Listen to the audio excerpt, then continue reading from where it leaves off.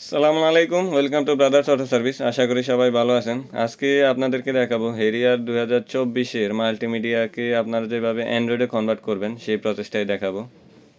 তো এটা হচ্ছে সেই গাড়িটা, হেরিয়ার 2024। এইটার মধ্যেই হচ্ছে আমি এখন অ্যান্ড্রয়েড ডিভাইসটা কানেক্ট করে টোটালি আমি অ্যান্ড্রয়েডে কনভার্ট করব। এটার মাল্টিমিডিয়াটাকে হচ্ছে অ্যান্ড্রয়েডে কনভার্ট করব। তা আমি আপনাদেরকে দেখাচ্ছি। এটার ডোরটা খুলে আমি ভিতরে এখন ঢুকবো। এটা হচ্ছে হেরিয়ারের স্টিয়ারিং মিটার, আর এইটা হচ্ছে মাল্টিমিডিয়া। তো ডিভাইসটা অলরেডি কানেক্টেড করা আছে।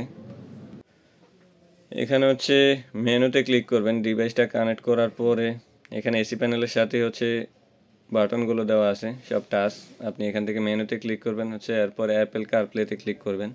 ডিভাইসটা কানেক্ট করা থাকলে হচ্ছে অ্যাপেল কারপ্লে অপশনটা আসবে। অ্যাপেল কারপ্লেতে ক্লিক করলে আপনারা অ্যান্ড্রয়েডে নিয়ে যাবে। এখান থেকে হচ্ছে YouTube, Google map, play store সব চালাতে পারবেন। একটা অ্যান্ড্রয়েডে যা সুবিধা থাকে সেম সুবিধা এটার মধ্যেই পাবেন। আপনি চাইলে প্লেয়ারের অরিজিনাল অপশনে যাইতে পারেন, আবার চাইলে অ্যান্ড্রয়েড অপশনে চলে যেতে পারেন। দুইটা অপশনেই এটার মধ্যে থাকবে। আপনি যখন ইচ্ছা অ্যান্ড্রয়েডে যেতে পারবেন, যখন ইচ্ছা প্লেয়ারের অরিজিনাল অপশনে যাইতে পারবেন। এখানে হচ্ছে আমি ইউটিউব থেকে দেখেন একটা ভিডিও প্লে করছি। ভিডিওতে রেজুলেশনটা আপনি 2160 পর্যন্ত আসছে। ভিডিওতে রেজুলেশন যেটা থাকবে সেটাই সাপোর্ট করবে। আমি এখান থেকে 2160 দিচ্ছি। দেখেন একেবারে স্মুথলি প্লে হচ্ছে।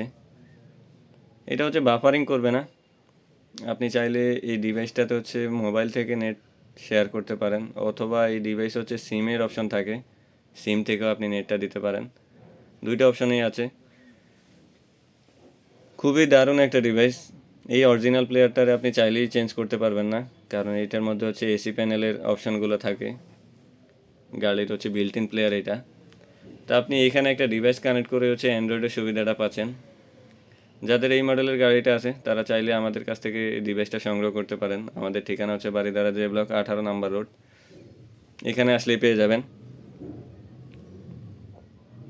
আমি গুগল ম্যাপটা আপনাদেরকে একটু স্ক্রল করে দেখাচ্ছি।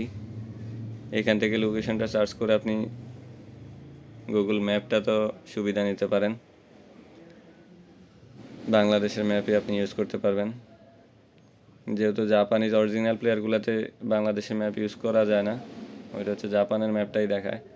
আপনি এটার মধ্যে এই ডিভাইসের মাধ্যমে হচ্ছে আপনি বাংলাদেশের ম্যাপটাই ইউজ করতে পারবেন। তো এইভাবে আপনারা খুব সহজেই অরিজিনাল প্লেয়ারটারই অ্যান্ড্রয়েডে কনভার্ট করতে পারেন। তো ভিউয়ার্স, আজ এই পর্যন্তই। পরবর্তীতে অন্য কোনো ভিডিওতে দেখা হবে। সে পর্যন্ত সবাই ভালো থাকবেন। আসসালামু আলাইকুম।